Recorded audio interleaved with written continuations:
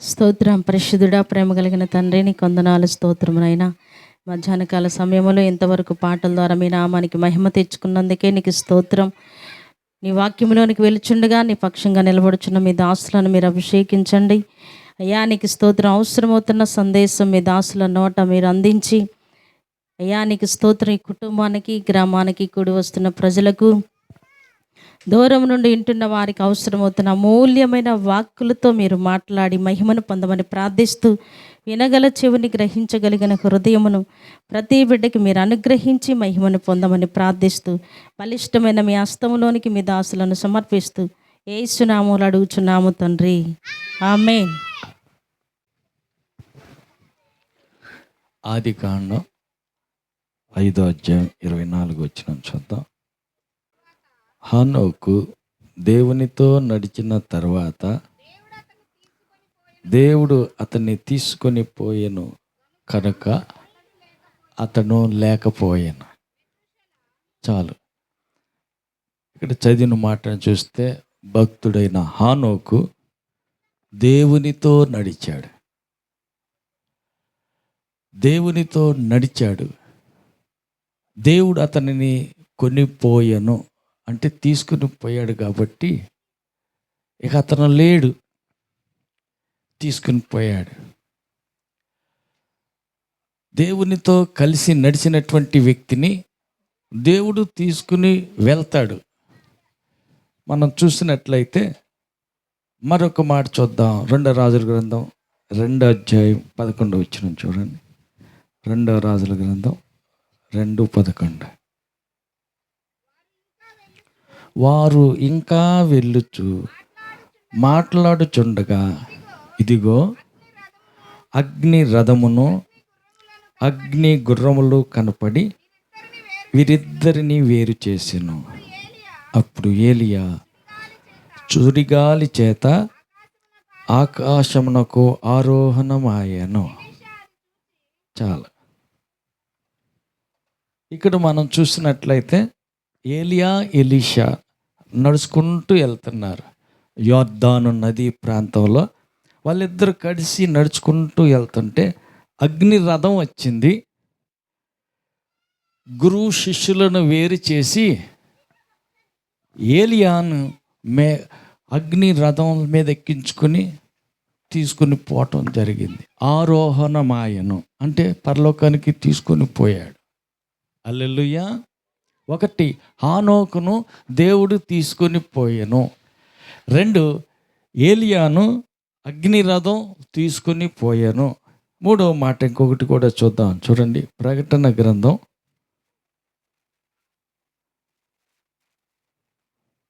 11:9.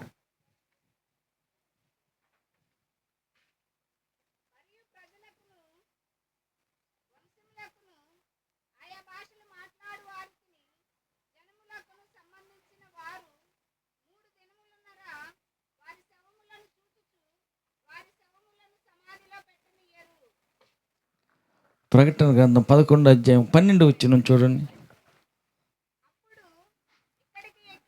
అప్పుడు ఇక్కడికి ఎక్కి రండి అని పరలోకం నుండి గొప్ప స్వరముతో తమతో చెప్పుట వారు విని మేఘారూఢులై పరలోకమునకు ఆరోహణమైరి. వారు పోవుసుండగా వారి శత్రువులు వారిని చూసిరి. చాలు. ఇక్కడ మరొక గుంపు ఎవరు అని అంటే దేవుని కోసం నిరీక్షణతో ఎదురు చూస్తున్న ఒక గుంపు. మేఘాలు వచ్చాయి, స్వరం వినపడుతుంది. ఇక్కడికి ఎక్కి రండి అని పరలోకం నుండి ఒక స్వరం వినపడుతుంది. స్వరం వినపడ్డ వెంటనే సిద్ధపడిన వారు, స్వరం వినగలిగిన వారు మేఘాల మీద ఎక్కి పరలోకానికి వెళ్ళిపోవటం జరుగుతుంది. మొదటి మాట, హానోకు దేవుని తీసుకుని పోయాడు. 2 ఏలియాను అగ్నిరథంలో దేవుడు తీసుకుని పోయాడు. 3 జరగబోయేటువంటి మరొక మాట ఏంటి అని అంటే, ఎవరైతే దేవునికి ఇష్టలుగాను దేవునికి అనుకూలంగానూ ఉంటారో వాళ్ళని తీసుకుని పోవటానికి, నిరీక్షిస్తున్నటువంటి వారికి తీసుకుని పోవటానికి యేసు ప్రభు మేఘాల మీద వస్తాడు. ఎక్కి రండి అన్న మాట అంటాడు, స్వరం వినపడుతుంది. ఎవరైతే ఆ స్వరం వినగలుగుతారో, వినగలిగిన వారికి అర్థమవుతుంది మనం రెక్కలు సాపి మేఘాల మీద ఎక్కి వెళ్ళిపోవాలని. ఆత్మ అభిషేకం కలిగిన వారు, రెక్కల అనుభవం కలిగిన వారు రెక్కలు సాపి ఎగురుతారు, ఎక్కి వెళ్ళిపోతారు. మరి మిగతా వారి సంగతి విడిచిపెట్టబడతారు, ఇక్కడే ఉండిపోతారు. అందుకని యేసు ప్రభు అంటాడు, యోహాను సువార్త 14:3 చూస్తాం. యోహాను సువార్త 14:3.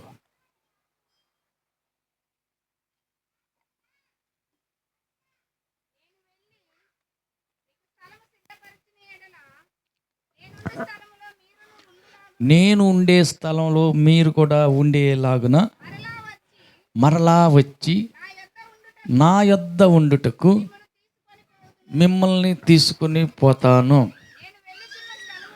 నేను వెళ్ళుచున్న స్థలానికి మార్గం మీకు తెలీదు. హల్లెలూయా. ఇక్కడ గమనిస్తున్నాం, యేసు ప్రభువే అంటాడు, నేను వెళితే మంచిది, మీకు స్థలం సిద్ధపరిచి మరలా వస్తా, నేను తీసుకుని పోతా. హానోకును తీసుకుని పోయానే అలాగనే, ఏలియాను తీసుకుని పోతేనే అలాగనే, సంఘమైనటువంటి వీరందరినీ కూడా నేను తీసుకుని పోతా. ఎక్కడైతే నేను ఉంటానో, నేను ఉండు చోటనే వారు కూడా ఉండులాగన తీసుకుని పోతాను అంటాడు. మరొక చోట మనం చూసినట్లయితే హెబ్రీ పత్రిక 11:5-6 హెబ్రీ 11:5-6.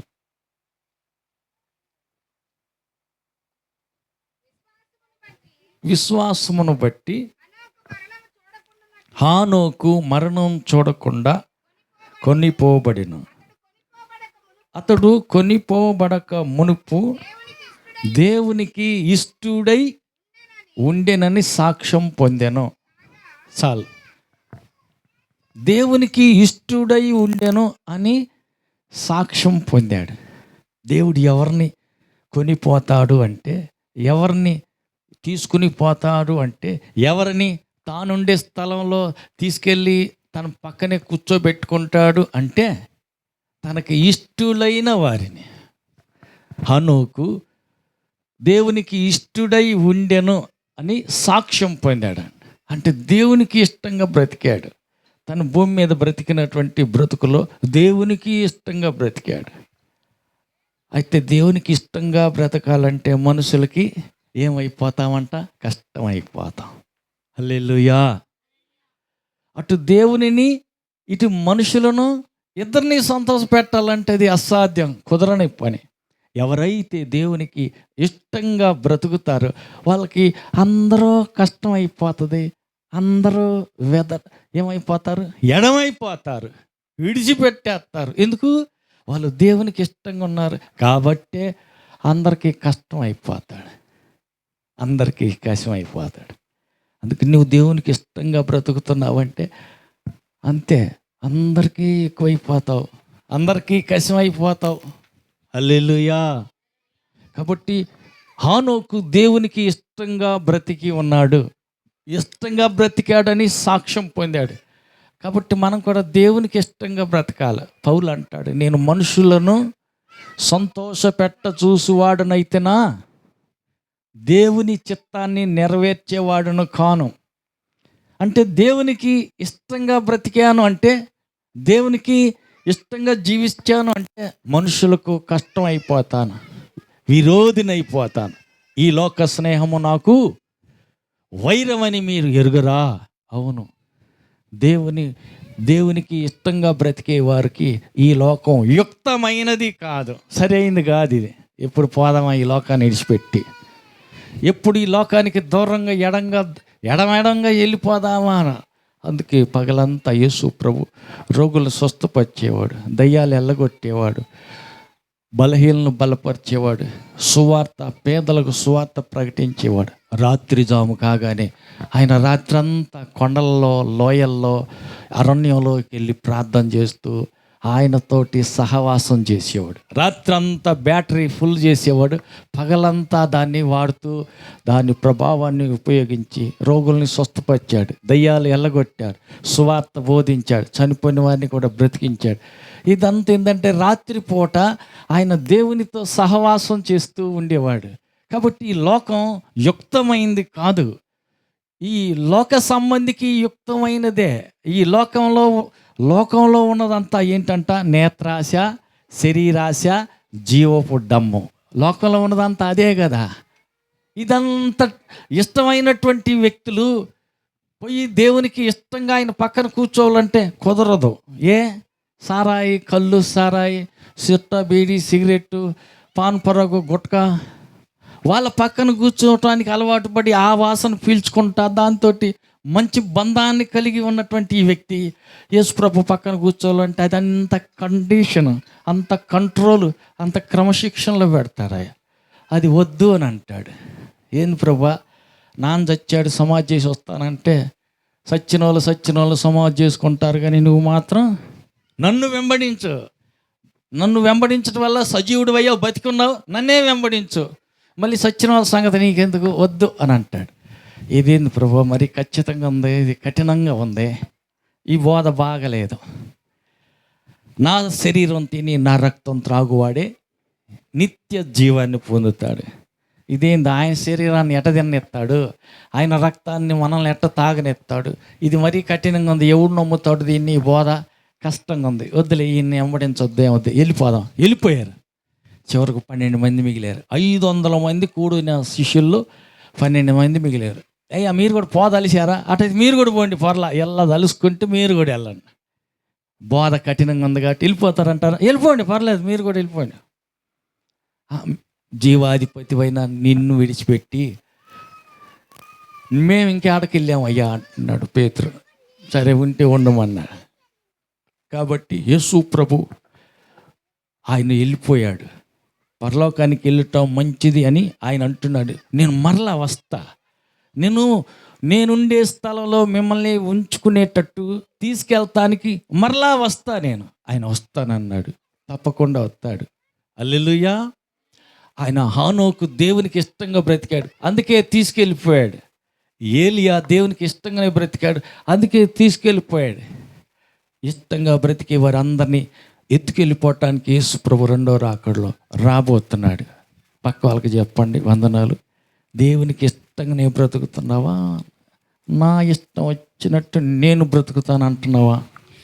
నేడు రేపో నా ప్రియుడేసు మేఘాల మీద కీర్తించును. ఆమేన్. నా ఇష్టం తర్షీసుకు నేను వెళ్తా, నీ ఇష్టం నినివేక పోవయ్యా బాబు. నీవు ఎట్టటోడివో నాకు తెలుసు. బ్యాన్ ఏడితే మళ్ళీ శారతి ఎత్తావు, సంకన వేసుకుంటావు, హిమి ఎత్తావు, సాగు కొడతానంటావు, కానీ సంపవలు పెట్టవు. నువ్వెంత దయాదాక్షిణ్య పూర్ణుడో మాకు తెలుసు. నేను పోను, నినివేకి వెళ్ళను, తర్షీసుకి వెళ్తా, నా ఇష్టం. సరే వెళ్ళు, ఎంత దూరం వెళ్తావు? కొంత లెక్క వెళ్ళాడు. అలలో గాలి తుఫాన్లు ఎదురైపోయినాయి. ఎత్తి కుదేస్తే చేప కడుపులోకి వెళ్ళిపోయి చివరికి కళ్ళు తెరిచి చూస్తే నినివే ఒడ్డున కళ్ళు తెరిచాడు. ఇదేంది, నేను ఏది కాదనుకున్నాను, ఏది వద్దనుకున్నాను, అక్కడికి వచ్చానేంది, ఎందుకు వచ్చాను నేను, ఏందో నా కర్మ. చివరికి ఏమైపోయింది, స్వార్థ బోధించమన్నాడు కాబట్టి వీళ్ళు మూర్ఖులు, వీళ్ళు ఎండరో, వీళ్ళు మారరో నాకు తెలుసు ముందే. అయినా కానీ ఆయన తెచ్చి ఇక్కడే వేసాడుగా, చెబుతానని పోయి ఒక దిన ప్రయాణం అంతా వెళ్ళి 40 రోజుల్లో నినివే నాశనం కాబోతుంది చెప్పాడు. వెనక్కి తిరిగి వచ్చేసి ఊరు వెలుపల ఒక చెట్టు ఉంటే చెట్టు కింద కూర్చున్నాడు. చెట్టు కింద కూర్చుని కమ్మగా చల్లగా బాగుంది అంటున్నాడు. అంతలో పురుగును పంపించాడు.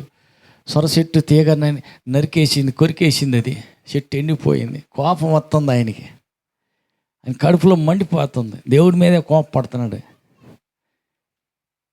హల్లెలూయా. దేవుడే కదిలిచ్చి అంటున్నాడు, యోనా ఎందుకు కోపడుతున్నావు? నువ్వేమన్నా నాటావా? ఇత్తనం నాటలా, దానికి ఏమైనా నీళ్ళు పోసావా? పోయిలా. ఒక్క రాత్రే పెరిగింది, పెద్దదయింది. ఒక రాత్రికల్లా తెల్లారాలకి ఎండిపోయింది. అంత మాత్రం దాని గురించి నువ్వేంది ఎంత కోపడుతున్నా, నేను మరణవగునంతగా కోపడటం న్యాయమే అంటున్నాడు. అయ్యో అదేంది, కుడి ఎడమలు ఏదో వాళ్ళకి తెలియని వీరు 1,20,000 మంది చచ్చిపోతుంటే నాకు బాధ ఇదా? నువ్వు నాటలేదు, నీళ్ళు పోయలేదు, పెంచలేదు. ఒక రాత్రి పుట్టింది, రాత్రికి పెరిగి అల్లుకున్న సొరచెట్టు ఎండిపోతే దానికే ఇంత కోపడుతున్నావే. కుడి ఎడమ ఏదో తెలియని 1,20,000 మంది నినివే ప్రజలు నశించినారు కానకపోతుంటే నాకు బాధగా ఉండదా? నాకు తెలుసయ్యా, నువ్వు అంటావే కానీ నాశనం చేస్తాను, చంపేస్తాను అంటావు కానీ చంపవు, నాశనం చెయ్యవు, చేస్తే చూద్దామని నా ఆశ. అట్టెట్ట వాళ్ళు నా బిడ్డలు తెలియక తప్పు చేశారు. రాజు మొదలుకొని కూలివాని వరకు వాళ్ళు బట్టలు తీసి గోనె పట్ట చుట్టుకొని బూడిద నెత్తిన పోసుకొని ఏడుతుంటే క్షమించకుండా నేను ఎట్ట ఉండగలను? నువ్వు దయా దాక్షిణ్య పూర్ణుడు అని నాకు తెలుసయ్యా అంటాడు. హల్లెలూయా. కాబట్టి దేవుడి దయాళుడు, జాలి కలిగిన వాడు, కనికర సంపన్నుడు. ఏ ఒక్కరు నశించిపోకూడదు, అందరూ అంతటా మారు మనసు పొందాలా, దేవుణ్ణి నమ్ముకోవాలా, అందరిని ఒక్కసారి మేఘాల మీద ఎక్కించుకుని పోవాలని అందుకు రాకడ ఆలస్యం చేస్తూ టైం గడుపుతూ ఉన్నాడు. లేకపోతే ఎప్పుడో రావాల్సింది. ఇంకా అనేకులు మారాలి, ఇంకా అనేకులు సరైన మారు మనసులోనికి రావాలి. అందుకే రాకడ లేట్ అవుతుంది.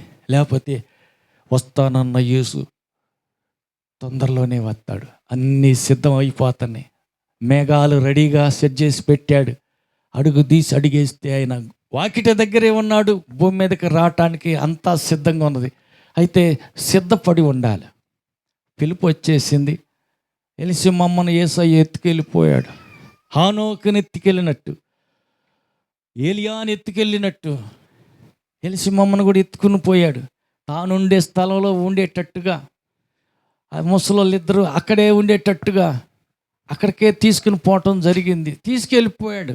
మరి మనల్ని కూడా తీసుకెళ్తానికి ఆయన రాబోతున్నాడు. అయితే మరి మనం ఏం చేయాలంట? ఒకటి, ఇక్కడికి ఎక్కి రండి అన్న స్వరం వినాల. వినగలిగిన వాడు ఆత్మ చెప్పుతున్న సంగతులు. హల్లెలూయా. చెవులు అయితే అందరికి ఉన్నాయి, వినే చెవులు కావాలి. హల్లెలూయా. పాట ఒకటి ఉండేది, కనలేని కనులేలనయ్యా. ఏమన్నా వచ్చాన పాట? సుబ్బారావునికి వచ్చుద్దాం. కనలేని కనులేలనయ్యా, వినలేని చెవులేలనయ్యా. అంటే దేవుని స్వరం వినాల, ఆ చెవులు కావాలి. చెవులు అందరికి ఉంటాయి. హల్లెలూయా. మామూలుగా ఈ చెవుడు కాదు అది. కొంతమందికి గట్టిగా చెప్పాలా. హల్లెలూయా. అక్క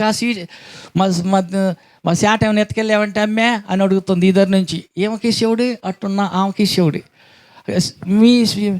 ఏంటి అమ్మే, నీ సూది నేను ఎప్పుడు తెచ్చానే, నేను తేలాప్ప అంటుంది. పాపం వాళ్ళల్లో ఒక ఆమె ఊడిపోయింది, వెళ్ళిపోయింది. ఇంకొక ఆమె ఉంది. ఇంకా గట్టిగా చెప్పాలా. చెవు కడికి వెళ్తే గట్టిగా చెబుతా ఏంది హల్లెలూయా వినపడదు. కానీ అలాంటి ఈ ఆత్మ సంబంధమైన శివుడు కాదు, ఆత్మ సంబంధమైనటువంటి సరైన వినికిడి కావాలి. ఇప్పుడు ఏంటంటే శరీర వినికిడి తక్కువైనటువంటి చెవిటోళ్ళు. అట్ట కాదు.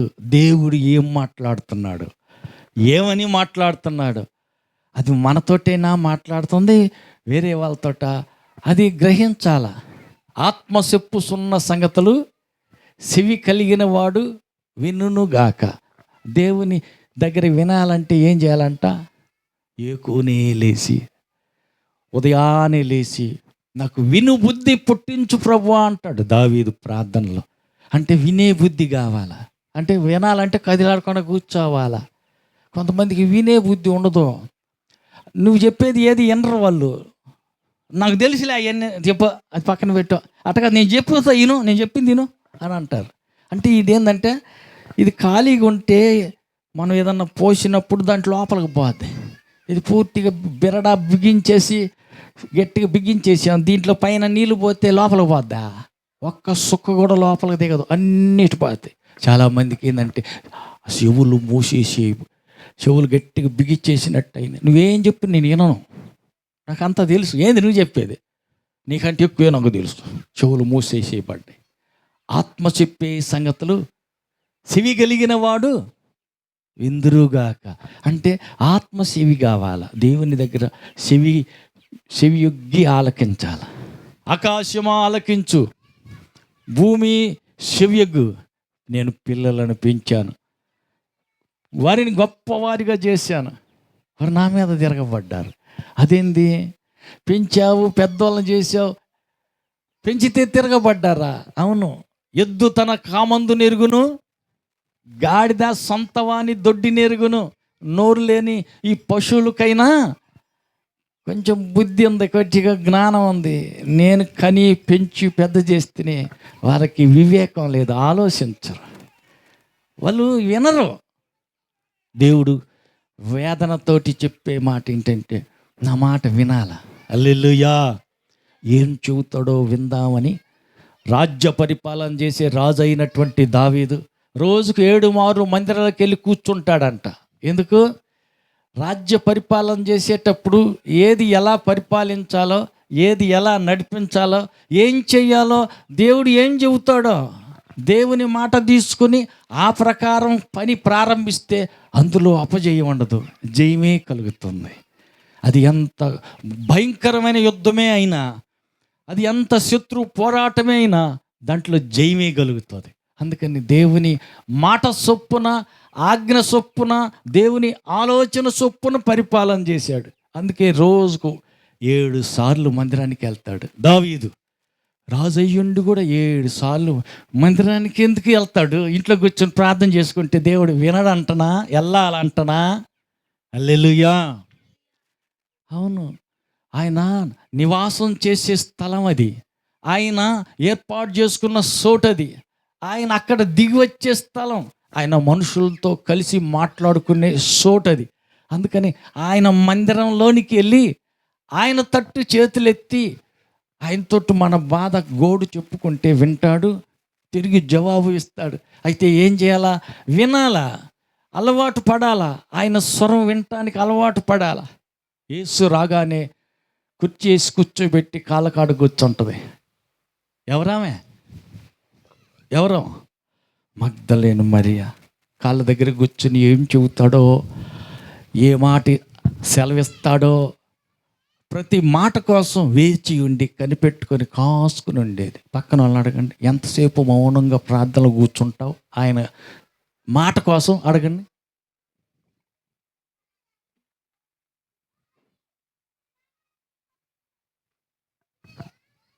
కొట్టుకెళ్ళాం, 1/2 కేజీ చింతపండు రాసావా, 1.5 కేజీ ఉల్లిపాయ రాసావా, పచ్చి శనగలు 1.5 కేజీ రాసావా?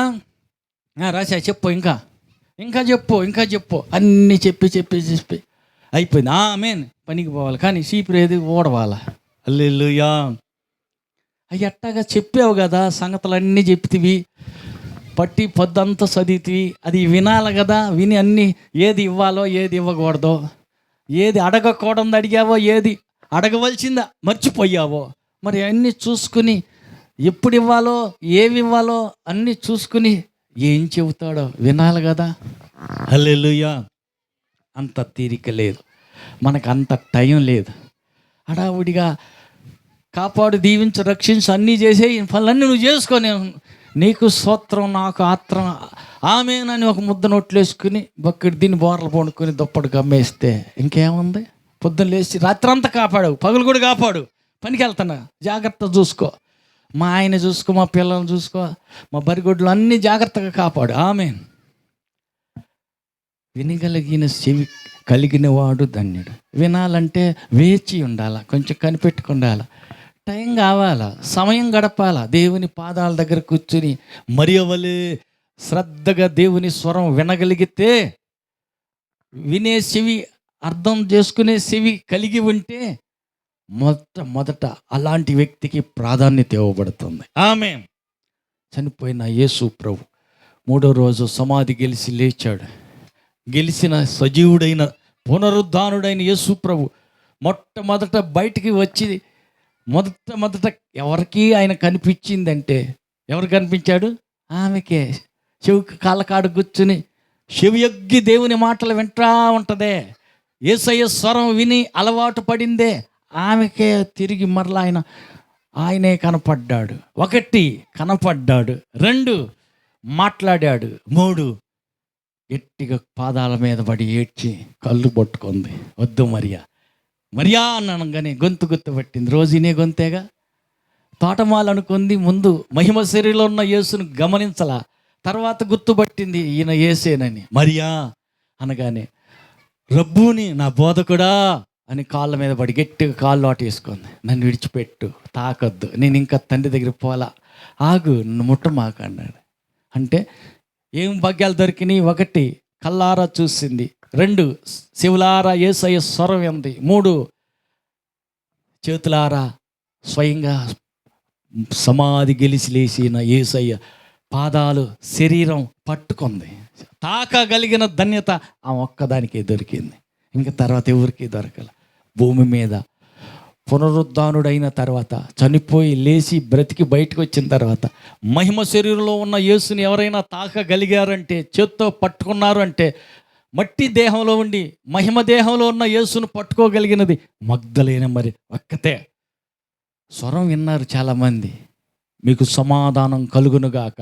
తోమా, నువ్వు చూసి నమ్మావు, చూసి నమ్మిన వాడికంటే చూడక నమ్మిన వాడు ధన్యులు.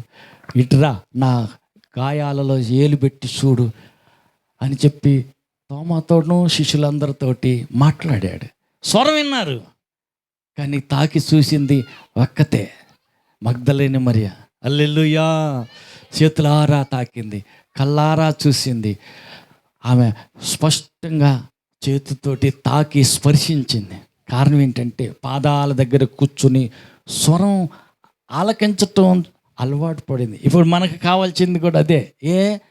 ఇక్కడికి ఎక్కి రండి అని పరలోకం నుండి ఒక స్వరం వస్తుంది. ఎక్కి రమ్మన్నది దేవుని స్వరం. ఆ స్వరం నువ్వు వినాలా. అలవాటు పడితే ఇది దేవుని స్వరం అని గుర్తుపట్టగలిగితే ఎక్కి మేఘాల మీదకి వెళ్ళటానికి వీలు కుదురుతుంది. ఎక్కి రండి అన్న ఆయన ఎగిరి వెళ్ళటానికి రెక్కలు కూడా ఇస్తాడు. ఆ మాట వినాలి, గుర్తుపట్టాల, పసిగట్టాల. అందుకనే అలవాటు ఉండాలి మనకి. హల్లెలూయా. కాబట్టి ఎక్కి రమ్మనే స్వరం వినపడబోతుంది. మేఘాల మీద యేసు రాబోతున్నాడు.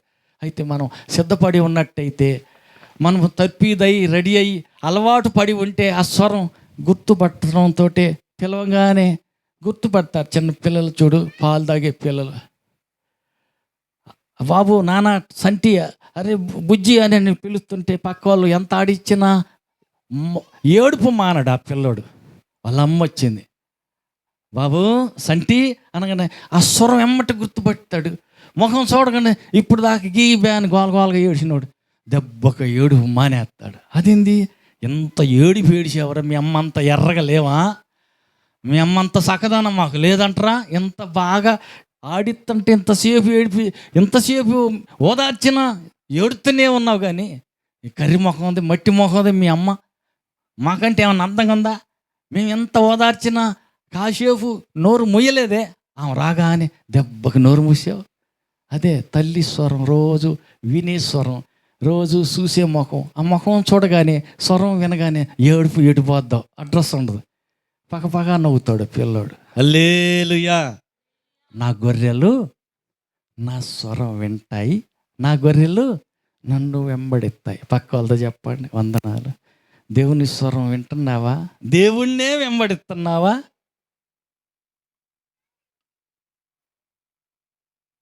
హల్లెలూయా. కాబట్టి గమనించండి, ఎలిసిమమ్మని దేవుడు కొనిపోయాడు. హల్లెలూయా. తర్వాత ఏలియాను దేవుడు కొనిపోయాడు. తర్వాత సిద్ధపడి ఉన్న సంఘాన్ని దేవుడు కొనిపోవటానికి సిద్ధంగా ఉన్నాడు. మరి సిద్ధపడతావా? ఆత్మశిప్పుసున్న సంగతులు చెవిగలవాడు వినుగాక.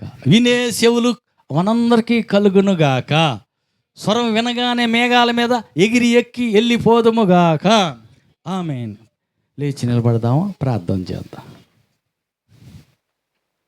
సన్ని ముందుకు రా, ప్రార్థన చేసుకోవటానికి ముగిద్దాం.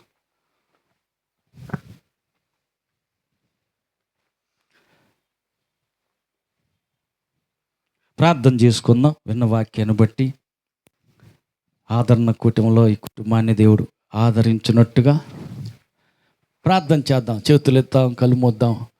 కుటుంబ ఆదరణ కోసం మనందరి సిద్ధబాటు, పరలోక ఎత్తుబాటు కొరకై సిద్ధబాటుకు అందరిని సిద్ధపరిచేలా ప్రార్థన చేద్దాం. ప్రేమ నమ్మకం కలిగిన పరలోకపు తండ్రి, కృప కలిగిన దేవా, నీకు వందనాలు, స్తుతులు, స్తోత్రాలు చెల్లిస్తూ ఉన్నాం. ఇదిగో తండ్రి, ఈ గృహం వద్ద నేడు ఏర్పాటు చేయబడి ఉన్న జ్ఞాపకార్థ కోడికను బట్టి నీకు వందనాలు తండ్రి. తీసుకొచ్చిన ప్రజలను బట్టి నీకు వందనాలు తండ్రి. ఇంతవరకు నడిపించిన దైవజనులను బట్టి నీకు వందనాలు తండ్రి. ఇదిగో మా ప్రభువా, మేము ఏదో ఒక రోజు ఈ లోకమును విడిచి మా ఆత్మను దయచేసిన తండ్రి వద్దకు తీసుకెళ్ళవలసిన వారమై ఉన్నాము. అయితే ఏ రీతిగా మేము ఈ లోకములో జీవించామో ప్రతిదానికి లెక్క అప్పచెప్పవలసి ఉన్నది తండ్రి. ఇదిగో నా ప్రభువా, మంటికి మన్ను వెళ్ళిపోతుంది. ఆత్మనైతే నా ప్రభువా రెండు దారులైనటువంటి పరలోకము లేదా నరకానికి. మరి ఏ రీతిగా మేము ఈ లోకంలో జీవిస్తామో, ఏ రీతిగా మేము ఈ భూలోకంలో సిద్ధపడతామో దానిని బట్టి అక్కడ మాకు నా ప్రభు అర్హత ఉన్నది.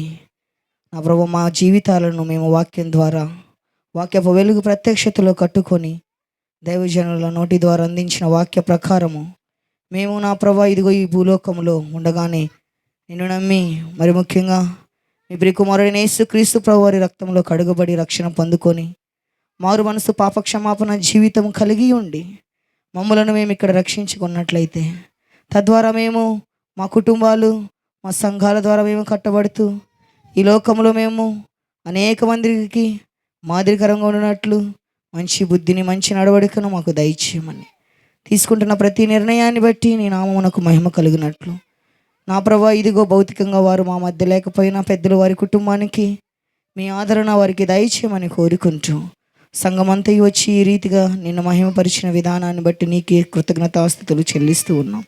ఇదిగో నా ప్రభా, ఈ కుటుంబాన్ని మీరు ఆదరించండి, కట్టండి, మీ వాక్యం ద్వారా ధైర్యంతో నింపమని యేసుక్రీస్తు ప్రభు వారి శ్రేష్టమైన ఘనమైన నామమున ప్రార్థించి అడిగి వేడుకొనిచున్నాము తండ్రి. ఆమెన్. వందనములు. మన ప్రభు యేసుక్రీస్తు కృపయు, తండ్రి అయిన దేవుని ప్రేమయు, పరిశుద్ధాత్మ యొక్క అన్యోన్య సహవాసము కూడి వచ్చిన మనకును, ఎలిసమ్మ తల్లి విడిచి వెళ్ళిన తన కుటుంబీకులందరికీ సదాకాలం తోడైండి నడిపించునుగాక. ఆమేన్. హల్లెలూయా. వందనాలు.